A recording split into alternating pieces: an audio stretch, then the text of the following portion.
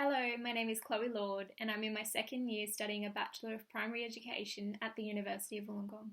Here's what I've learned about behaviour management in the classroom since writing Part A of this assessment. In Part A of this assessment, I spoke about the use of positive reinforcement in the classroom. Veronica et al. Spoke about B.F. Skinner's approach to reinforcement through the use of positive consequences for positive behaviour.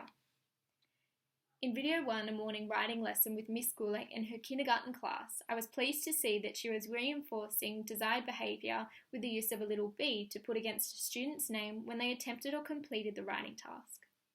Now, I'm assuming that this was for a physical reward once a certain amount of Bs are gained next to a student's name. However, when I did read further into research literature on the use of reward systems in the classroom, I came across Phil Secker and Hickey's 2014 article, which spoke about the use of rewards undermining individuals' intrinsic motivation and genuine interest in the activity by focusing on the acquisition of incentives. This loses interest in the material itself. Once I reflected on this by watching the video again, I heard Miss Gulek say, "Get yourself a B." She wasn't commenting on what the students were actually doing to get themselves a B, whereas she could have used verbal positive reinforcement by saying, "I like the way you remembered that we needed a full stop at the end of that sentence." This lesson with Miss Gulak demonstrated the Australian Professional Teaching Standard 3, plan for and implement effective teaching and learning with a focus on Area 3.5, use effective classroom communication. This standard focuses on how teachers encourage participation, engagement, and achievement. In Part A of this assessment, I also spoke about the quality teaching framework element, student self-regulation, which compels students to exercise autonomy and initiative, so that minimal teacher attention is needed to be given to the regulation of behaviours in the classroom.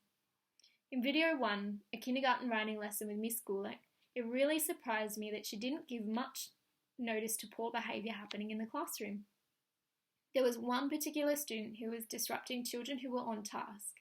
He was a bit fidgety and he was entering and exiting the classroom frequently throughout the video and without much intervention from the teacher.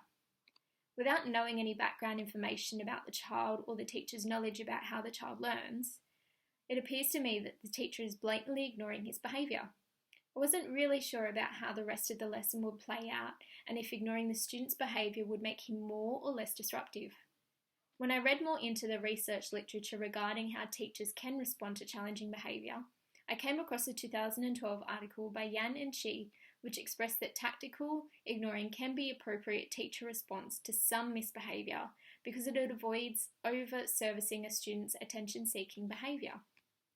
To be able to conclude that the teacher was doing the right thing for the student by ignoring him, it's paramount to know if the teacher was aware of what was fueling the child's need to be disruptive. If the need was for attention and the teacher was ignoring his misbehaviour, then she successfully minimised the time spent on his behaviour. However, if the student didn't understand the content and was unable to focus, she did not act in his best interests as she missed the opportunity to bring his attention back through interaction. Overall, I've learned a lot about how the quality teaching framework and the Australian Professional Teaching Standards are put into practice in a classroom. I feel privileged to be able to watch a video of a teacher in her own classroom as my perception of behaviour management has changed. I noticed that maybe I don't need to comment on misbehaviour immediately, as children may exercise their own initiative and bring their attention back into focus themselves. I noticed that reinforcement does come in many forms. These depend on what you want to embed into your students. For example, the physical reward of a B, or positive affirmations through well done or great work. I've also learnt to be more succinct in my discussion as I reflected on the feedback of Part A of this task. I hope that you found my video engaging with clear ideas and supporting evidence for my changing knowledge of professional practice. Thank you. Bye.